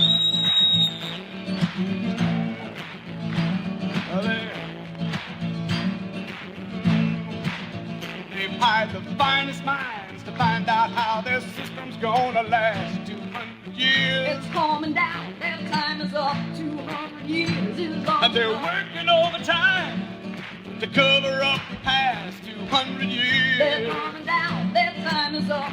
200 years is long They enough. promise peace and plenty as they plan another war. But they've got a little problem, we're not taking any more. 200 years. 200 years, this Bicentennial is for 200 years. the rich want us to slave for them. 200 more. 200 years. 200 years, these parasites have sucked our blood. Let's get them off our backs. 200 years is long enough. Fellow workers, to our class belongs the future, and it isn't gonna wait 200 years. Oh no. Well, the rich man's time is up, and he's gonna get the cake in a few more years. And with their system in museums, with the relics of the past, we'll build that future when the workers rule at last. 200 years, 200 years, this bicentennial is for 200 years. Want us to slave for them. 200 more, 200 years. 200 years, these parasites have sucked our blood. But let's get them off our backs. 200 years is long enough. We'll bring them down, their time is up. 200 years is long enough. We'll bring them down, their time is up. 200 years is long enough. We'll bring them down, their time is up. 200 years is long enough. 200 years. 200 years, This bicentennial is for 200 years. the rich want us to slave for them. 200 more. 200 years. 200 years, these parasites have sucked our blood. Let's get them off our backs. Say it, let's get them off our backs. All right, let's get them off our backs. 200 years is long enough. Yeah, and honestly, I mean, I look at the images. This is the best thing the Revolutionary Communist Party ever did. And I will say, as much as the RCP had issues, if we had rallies like this going on across America right now, we would be in a much better space. I mean, this is real anti-imperialism aimed at the broad masses of Americans. You know, and I really think that, you know, what they did, you know, we've carried the rich for 200 years. Now let's get them off our backs. That is almost a model for what like real anti-imperialist organizing should look like in our time. We need that kind of message out there. But anyway, unfortunately, as I said, this is a tragic story. Well, I'm going to get to the sad part now, because by the end of the 70s, it was very clear these folks were not having success for a number of reasons. The main reason being that the U.S. working class didn't want to hear it because the economy was still very good. Now, San Francisco in 1978 was a center of all of these communist groups. You know, they all had people there. The Bay Area, Berkeley, that's where the Revolutionary Communist Party started. That's where the free speech movement had been. You know, the Maoist groups, there were a lot of Maoist groups in the Bay Area. There was a magazine called Ramparts Magazine that was widely read. That was like a pro-communist magazine everywhere. And, you know, it was also the center of the gay rights movement. And that was because if you got kicked out of the U.S. military for being gay, they dropped you in San Francisco. And that started during World War II. And San Francisco became known as like a gay city. And, you know, it was like so there was a gay rights movement in San Francisco. There were all kinds of communist groups that existed. Many of them were heavily infiltrated by the government. You know, and this is where Project MK Ultra was based out of, you know, Haight-Ashbury and Operation Midnight Climax. And that's a whole, you know, rabbit hole you can go down sometime if you want to read about. Especially San Francisco was like ground zero for all kinds of weird CIA experiments and stuff going on. Anyhow, in San Francisco, because the communist groups were quite popular and all of that, they elected a mayor who was like a Bernie Sanders type, and his name was George Moscone. And George Moscone, he was a left-wing mayor, and he aligned himself with a guy named Harvey Milk. And Harvey Milk was the first openly gay elected official. And both of them got a lot of support from the guy in the white robe there, and that was Reverend Jim Jones. And Reverend Jim Jones was a Pentecostal minister who called himself a communist. He said that he was the combined reincarnation of both Jesus and Lenin in one body.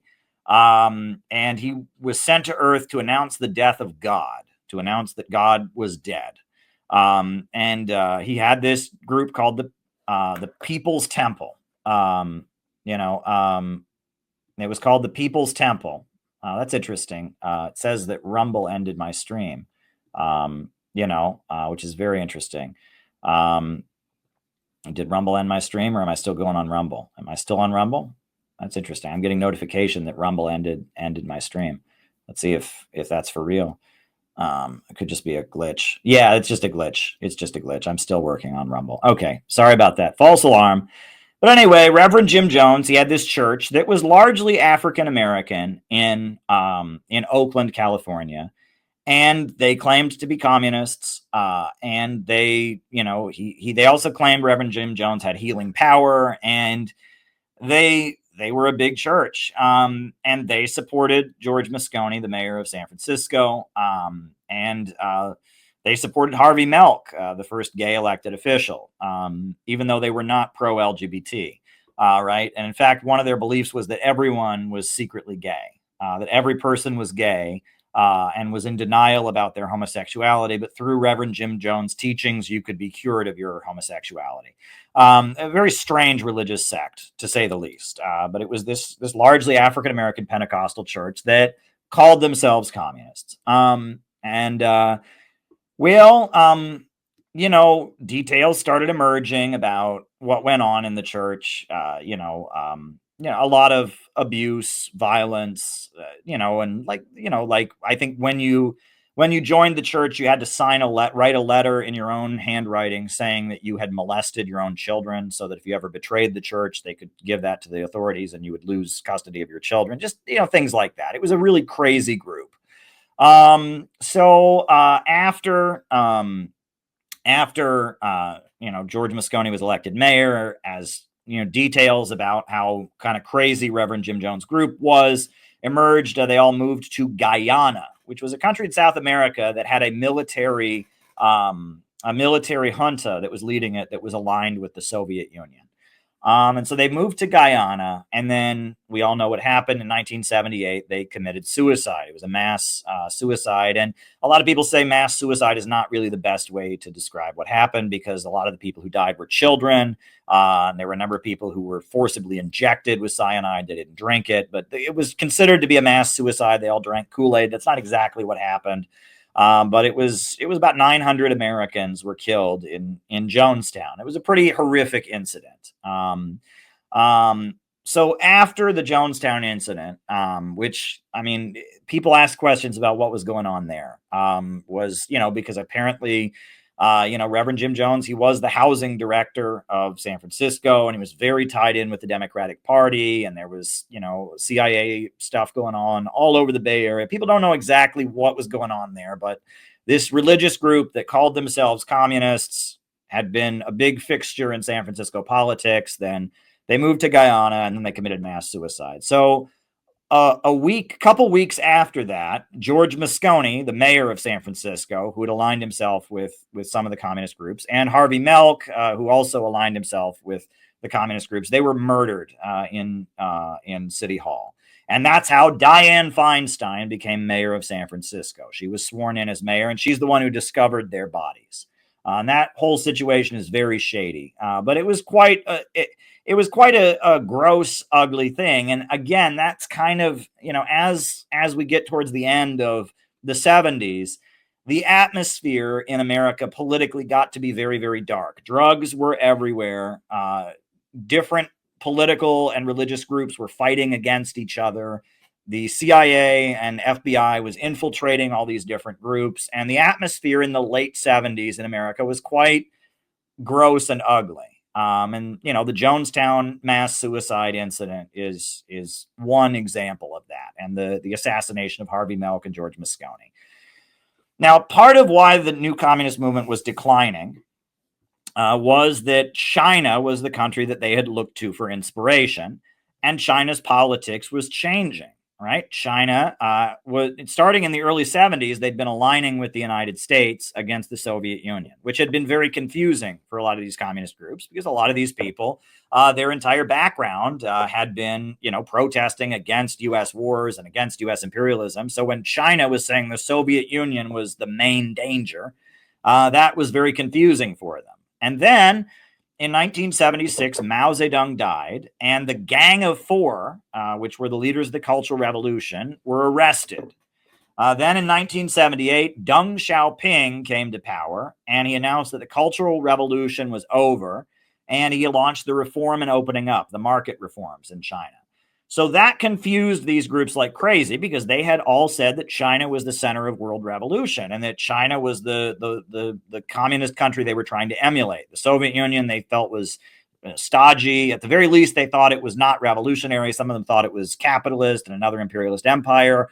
But they didn't like the Soviet Union. They liked China. But then China was changing. It was adopting market socialist policies. It was arresting the Gang of Four, who'd been the leaders of the Cultural Revolution. It had been aligning with the United States and its foreign policy for a long time, which is why some people wonder if some of these new communist movement groups were being supported by the government to begin with, because they, it was like a way to show China that America was friendly, right? Many people suspect that some of these new communist movement groups were actually set up by the American government as a way of, as a gesture to China, right? Again, CIA, FBI stuff was all through these different communist groups, and it was very confusing. So then China's politics were really, really changing. And so how did these communist groups react? Well, the October League, which was, one of these big communist groups, they embraced Deng Xiaoping and the market reforms. And that's their leader, Mike Klonsky, toasting with Hao Guofeng, who was Mao Zedong's successor. and they immediately supported Deng Xiaoping. They condemned the Gang of Four, etc. The Revolutionary Communist Party, they had an internal fight that got very ugly, and then they declared that China had restored capitalism. And actually, when Deng Xiaoping came to the United States in 1979, they had a protest outside the White House that got very violent, and hundreds of people were arrested. And then earlier in the day, when Deng Xiaoping had his press conference at the White House, 2 RCP members actually penetrated White House grounds. They were let into the White House by the Air Force. The U.S. Air Force gave them credentials, which is really crazy, right? Why would the U.S. Air Force give credentials to a communist group? That doesn't happen, right? But the U.S. Air Force gave them credentials. They went in and then they attacked Deng Xiaoping. They ran at Deng Xiaoping with their little red books. And they were obviously arrested for assaulting a foreign national. Now, this whole incident was very crazy. You had this death to Deng Xiaoping rally. You had RCP people, inside the White House running at Deng Xiaoping and threatening him. Well, we now know that this was a deep state operation. That the John Birch Society had an intelligence agency at the time called Western Goals. And it was a nonprofit that trained people to infiltrate communist groups and use the communist groups and manipulate them for Republicans and conservatives. And the RCP at this point was controlled by Western Goals, and that many of the most prominent leaders of the RCP were actually John Birch Society members, conservatives who'd been trained by the nonprofit called Western Goals. And they didn't want China to have diplomatic relations with the United States. They thought Jimmy Carter giving diplomatic recognition to China was a mistake. They thought China was a communist country. They didn't trust China. So it appears that this whole thing was set up by Western Goals. This intelligence agency used the RCP to threaten Deng Xiaoping, to harass Jimmy Carter. And, the Los Angeles, I think it was the LA Times, ran an interview or an article about Bob Avakian, claiming that the leader of the RCP, Bob Avakian, was calling for the assassination of Jimmy Carter. Now, he sued them for defamation because he did not call for assassinating Jimmy Carter, and he won a settlement. But it was very clear that the RCP was basically being used by the John Birch Society and by far right-wing groups to push against U.S. diplomatic relations with China. And the RCP split during these years. The people who still supported China broke away. And this is when the RCP very much became, centered around Bob Avakian. He became their leader. And he was, and he eventually fled the country and he moved to Paris and he directed the group from Paris for a number of years. And this is something I've researched quite a bit. What's also interesting is, right after the death to Deng Xiaoping rally, the RCP, you had during these years, you had the Iran hostage crisis where the Islamic Republic of Iran seized the U.S. embassy. And so you had all these right-wing rallies by conservatives and Ronald Reagan supporters that were condemning Iran. There was a popular T-shirt that people wore at the time. It said, "Iran sucks." And people all hated Iran because Iran had taken the U.S. embassy. Well, the RCP would go to the right-wing rallies and they would burn the American flag and they would get the hell beaten out of them by Republicans. And that was part of setting the stage for Ronald Reagan and the Reagan Revolution, was that the RCP, which was controlled by Republicans, it was controlled by Western Goals, this John Birch Society organization. The RCP were becoming like the rodeo clowns. Right. They would, go to the anti-Iran rally and they would burn an American flag or try to unfurl a picture of Mao, and the crowd would beat the hell out of them. And they launched May Day 1980. And they tried to have a general strike on May 1st, 1980. Didn't go very well. And they kind of ran around and they became kind of like the punching bag for conservatives. And as Ronald Reagan was set to win the 1980 election, the RCP were almost like they were the rodeo clowns or the punching bags or the I don't know what you want to call them, the scarecrow of kind of like the caricature of an American communist group, right? And they would use the F word and they would burn the American flag. And this was because they were being controlled by Western goals, a conservative right-wing intelligence service that had infiltrated them and controlled them. It's very wild. So then there was another incident. Again, this is all very sad, right? In Greensboro, North Carolina, there was another communist group, the Communist Workers' Party, that was protesting against the Ku Klux Klan. And there was a revival of the Ku Klux Klan in the late 70s, right? Again, this is something that, this was the atmosphere, right? The U.S. economy was starting to experience a downturn in the late 70s. And there was clearly a deep state fight going on between Jimmy Carter and his allies, Ronald Reagan and the military-industrial complex. And so there was a lot of different groups. You had these communist groups that were fighting each other, et cetera. Well, the Ku Klux Klan suddenly reemerged. David Duke, who was this young guy at the time, he was like in his 20s, was very good looking. He was this good looking 20-year-old guy. He emerged and suddenly he was on national television talking about the Ku Klux Klan and saying the Ku Klux Klan was a great group and you ought to join the Ku Klux Klan.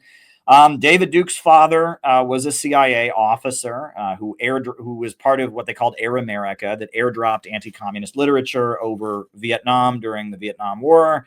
And we know that there were a number of members of the National Security Agency that were leading the Ku Klux Klan, and the Ku Klux Klan was emerging, and it was kind of an experiment, right? You'd had the black nationalists, and you'd had this, the new communist movement. Well, there was an experiment. Let's see if the Ku Klux Klan will be popular. So around the country, you had the Ku Klux Klan, and they started having rallies very openly, wearing the white sheets and doing all of that. So in Greensboro, North Carolina, which is an African-American city in North Carolina, the Ku Klux Klan was having rallies, and they would wear their white sheets and they would burn crosses and they would do their thing. So a communist group called the Communist Workers' Party, one of these new communist movement groups, they had the idea that they would, lead the black community in fighting the Ku Klux Klan.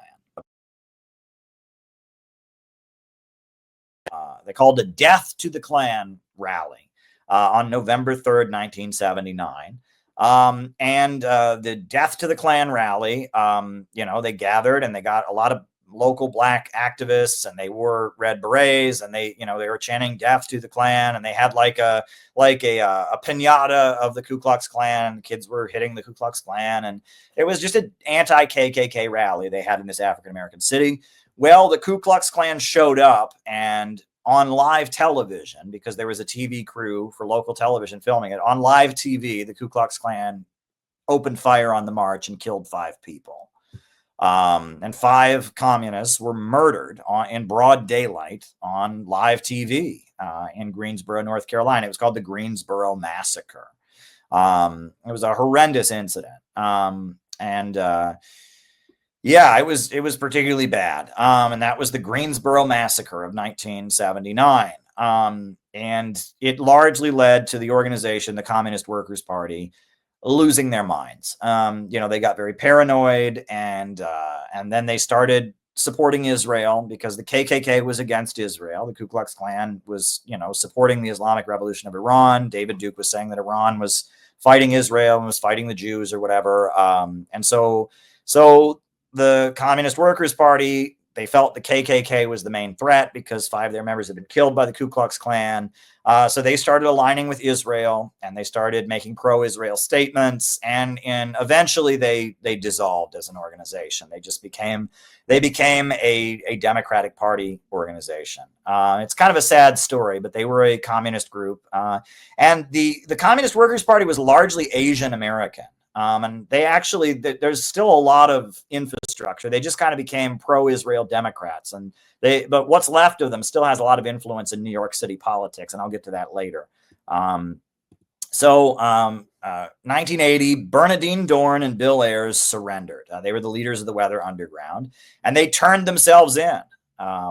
And they got no punishment for what they did. Imagine that, right? You bomb the Pentagon, you bomb the U.S. Capitol building, and you get no punishment, right? Well, that's because we know that the Weathermen were heavily infiltrated by the FBI, and there was all kinds of shady intelligence stuff going on. Now, Clayton Van Lydegraaf, the older guy, he did not turn himself in, and he and 5 other people continued doing bombings, and they were caught trying to blow up the home of an elected official in San Francisco. However, they only got a 2-year prison sentence, which is very shady and also raises some questions. So the whole thing is very, very odd. But 1980, the Weathermen, their terrorist, left adventurous terrorist stuff ends. Very, very strange. We know that Bill Ayers was a personal friend of Barack Obama and lived in the same apartment building as Barack Obama.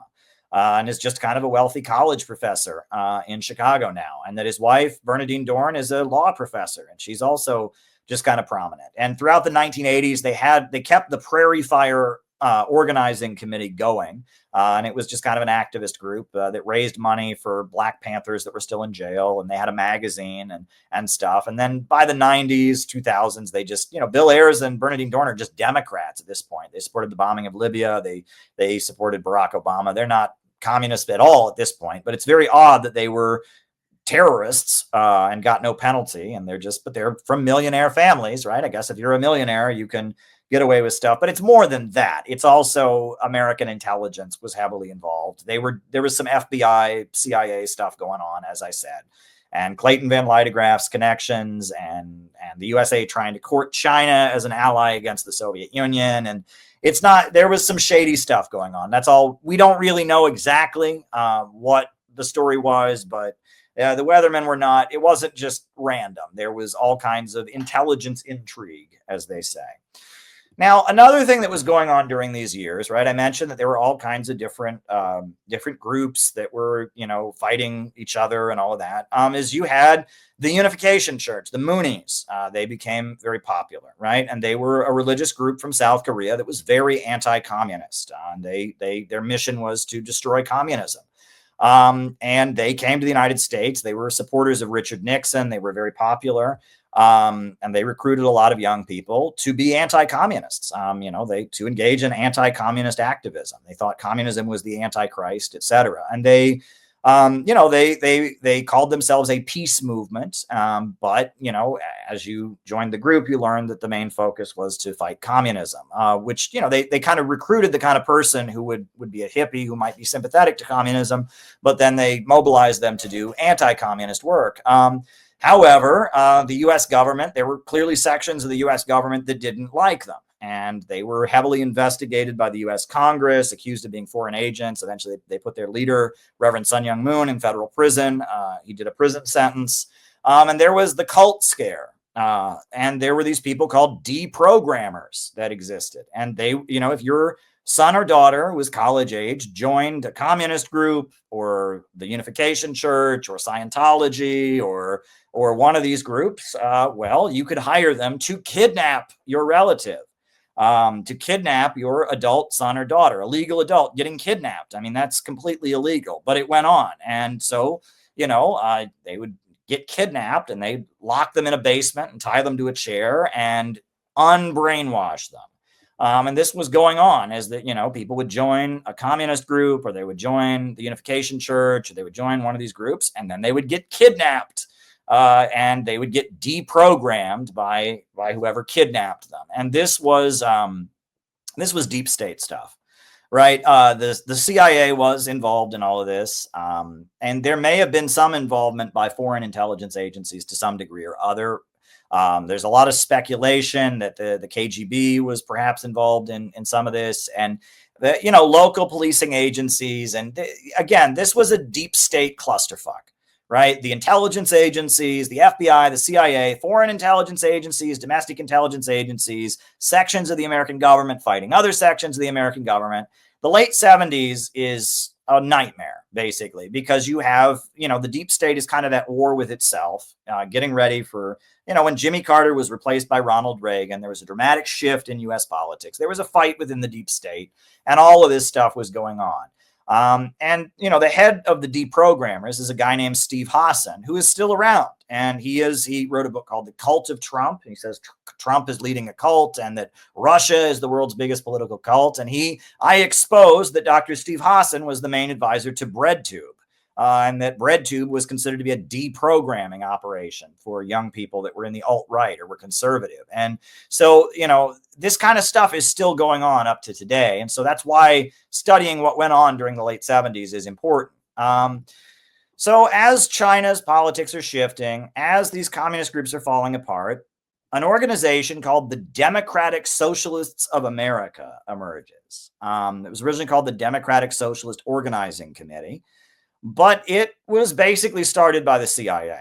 Their leader was Michael Harrington, who had served in the Lyndon Johnson administration. Gloria Steinem, who was a longtime CIA operative, was on their national board. Irving Howe, who was the CIA's favorite communist, part of the Partisan Review, Congress for Cultural Freedom, was their main intellectual. And basically their main thing, was to convince people who used to be communists, as a lot of these people were leaving communist groups, to become Democrats and to recruit, communists into the Democratic Party. And they were very successful in doing so. And they had this magazine called In These Times, and In These Times, was a magazine aimed at communists to convince communists to become Democrats, to cut their ties to communist countries and become Democrats. And Democratic Socialists of America was a deprogramming operation, right? And as you can see, the headline of this issue of In These Times is actually "Politicians Get Foreign Aid from Korean CIA." It's talking about the Unification Church and it's deprogrammer stuff. They were a deprogrammer operation aimed at communist groups, and they were very successful. And the big, rock star of DSA was Bernie Sanders.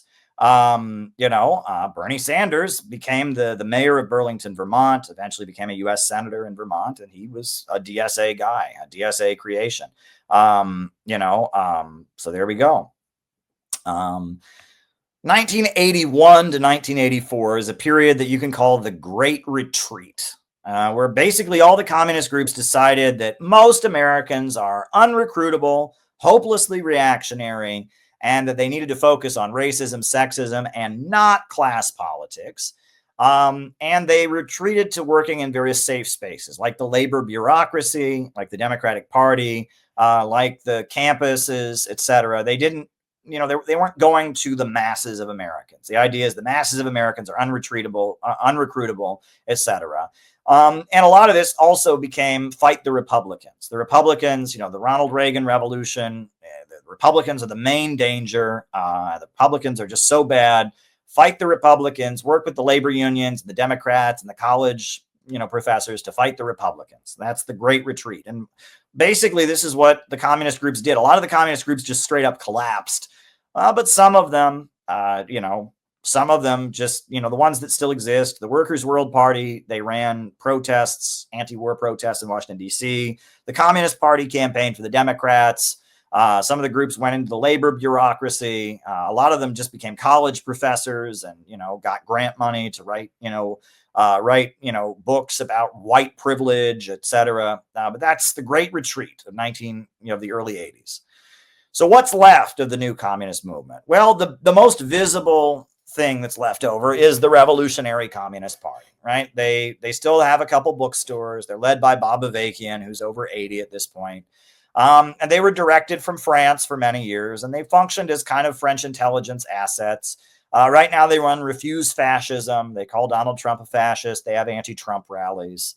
That's the Revolutionary Communist Party. There's something called the Freedom Road Socialist Organization, which is a lot of the Maoist groups merged into this group called FRIZO, or Freedom Road Socialist Organization.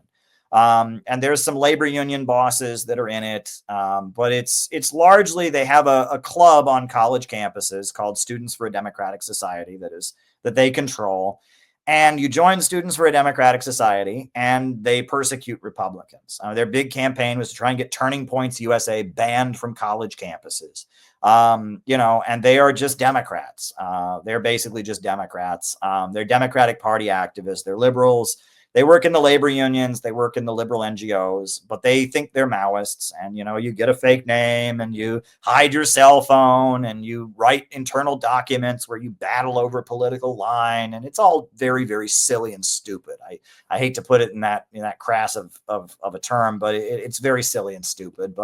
And it's a scam. I mean, a lot of people that genuinely, again, if you wanted to just be a Democrat, would you join some Maoist communist group? Of course not. If you wanted to just be a Democrat, you would be a Democrat. You join the Democratic Party. You join, Planned Parenthood or whatever. But a lot of people join Freedom Road because they want to actually promote anti-imperialism, and then they end up, trying to get Turning Points USA banned from campus, or having a petition campaign to support transgenderism or whatever, and that's why these groups are so sinister, is that people join these groups because they want to do real anti-imperialist work, and they get turned into agents of the more pro-war, more pro-FBI Democrat Party. There's a group called the National Labor Federation. It's one of these very small Maoist groups. It's still around. They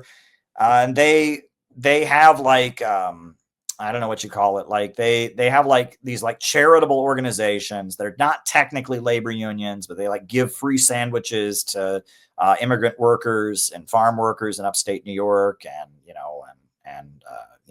et cetera. The California Homemakers Association, et cetera. And they're very secretive. You would never know that they're a communist group. If you met them, you would think they're just some kind of, charity that helps out, low income workers. But it's actually, a communist organization. Their headquarters was raided by the FBI in the 90s. Some of their leaders went to prison for having illegal weapons.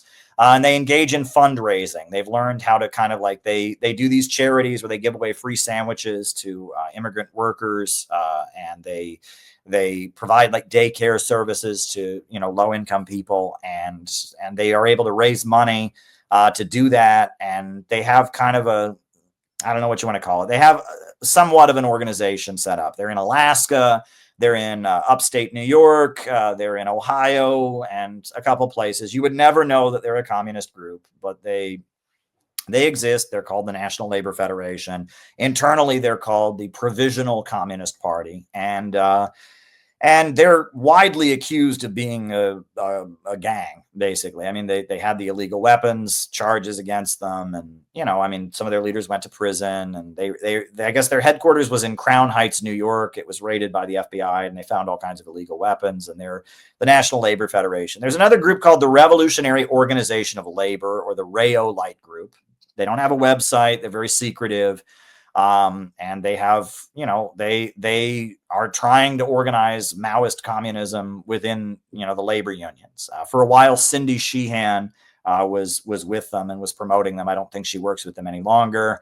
But, in New Jersey, some prominent labor leaders in New Jersey are associated with them. And they believe that Albania, they broke with China, but they supported Albania until the end, and they admire Stalin, and they're just like a labor union secret society that is communist, and they still exist. The Communist Workers' Party, they, like I said, they became pro-Israel because they thought, the Ku Klux Klan and neo-Nazis were the main enemy, and that led them to support Israel. There's a church in Greensboro, North Carolina, and it's called the Beloved Community Center. And the minister of that church is Reverend Nelson Johnson, who was a witness to the Greensboro massacre and was a leader of the Communist Workers' Party. And the church still sends delegations to Cuba on the Venceremos brigades. And they are like kind of a liberal activist church. Are they still communists? I don't know. You should go there and ask them. I don't know. They appear to just kind of be a liberal church, but there's also like an activist component to it, and they support Cuba. And Reverend Nelson Johnson, who's their leader, was a very outspoken public communist at one time. So it's not clear. And then in New York City, there's a nonprofit called Asian Americans for Equality that owns a lot of property in Chinatown. and has a lot of support. Michio Kaku, the famous physicist, I think is still a member of Asian Americans for Equality. And Margaret Chin, who's a member of the New York City Council, pro-Israel, just a regular Democrat. She's a member of Asian Americans for Equality, and she was a leader of the Communist Workers' Party at one point. So, and in Chinatown, among Chinese Americans, Asian Americans for Equality is a very big player in terms of the Democratic Party and organizing. And I don't think they're communists anymore. I mean, they don't do anything that sounds communist to me, but they are descended from the Communist Workers' Party. And there's another nonprofit called CAV, the Committee Against Anti-Asian Violence, and they have a building. When Hurricane Sandy hit New York City, they were like one of the only buildings that had electricity because they had their own generator, and they provided a lot of services to the Asian American community. And there's a number of like nonprofits in Chinatown that are run by former members of the Communist Workers' Party, who are just kind of like community activists associated with the Democratic Party. And it's an apparatus. It's like a whole network descended from the Communist Workers' Party, but they're not communists anymore. And I think they converted to Christianity before they liquidated. I think after they liquidated the Communist Workers' Party, for a while they were called the New Democratic Movement, and they were like they were Christians. And I think they also were involved in selling American Express credit cards for a while. They were trying to raise money for the group by selling American Express credit cards, and they invested a lot of their money in the American Express credit card company. It's a very strange story, but I mean, it shows that, again, even though they stopped being communists, it's a very dedicated group of people. And the fact that you still have the beloved community center, the fact that you still have Asian Americans for Equality, they stopped being communists, but they still are very dedicated activists. And that's what I would like to get across to these people, is that all of what I'm showing you, these were real organizations. This was not some streamer bro, talking about how he worked out and, giving you pickup dating advice and, calling people based. I mean, these were real groups that were trying to build a real anti-imperialist organization among the American working class. And because of the conditions, it didn't work, but these were real organizations. And that's what we need now, is a real organization. We don't need some stupid internet group. And we also don't need, the communist groups that are trying to protect U.S. imperialism from Trump, right? We need to build a real anti-imperialist mass movement among the people. And that's what the Center for Political Innovation is doing. We're basically picking up the work of the new communist movement, trying to build rejecting terrorism and left adventurism, trying to build a real movement among the American people against war and against the danger of a new world war and against the emerging low-wage police state. And that's why this history is very important to talk about. So what can we learn from the period? Well, the trauma of the Reagan Revolution and the violence and all of that weakened the communist groups in America. And the reason that the communist groups in America have all kind of become wokist groups is because of the trauma they endured during this period. During this period, they endured so much violence at the hands of conservatives and right-wingers, and they spent a decade in factories trying to recruit their coworkers. And because of that, they are traumatized, and they think average Americans can't be recruited. And the woke stuff, they buy into a lot of the wokeism. And the other thing is the masses of Americans are more anti-establishment than ever. This isn't the 70s. In the 70s, yes, most Americans supported the FBI. Most Americans supported the wars the U.S. government was waging. That's not the case anymore. Average Americans are more anti-war, anti-deep state, more populist than ever before. And so we need to go and recruit them and build a genuine anti-imperialist movement. But the trauma of the new communist movement, when people tried that, back in the 70s, long before I was ever born, it didn't work. Well, they've decided, that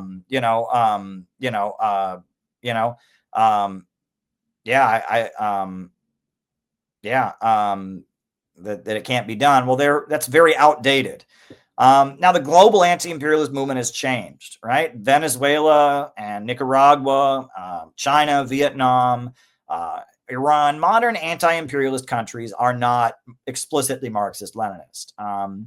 And that one of the big problems of these communist groups was that they thought that they would just take political direction from Beijing. And, look what happened, right? Beijing, China's politics shifted, and it confused the hell out of them. And it's important that communists not be foreign agents, right? Building a revolutionary anti-imperialist movement in America doesn't mean taking orders from some foreign government. It means you actually build a movement that has roots among the American people, that fights to build a mass movement to overturn imperialism here in America. And these communist groups, a lot of times, they were taking direction. I guess the Communist Party USA was taking direction from the Soviet Union. A lot of these Maoist groups were competing. They all wanted Moscow or Beijing to be giving them money and to be taking directions from China. Some of them have ended up working for Albania, but that was a mistake. And instead, they should have been building socialism with American characteristics and figuring out what specifically worked in America to build an anti-imperialist movement among the American people.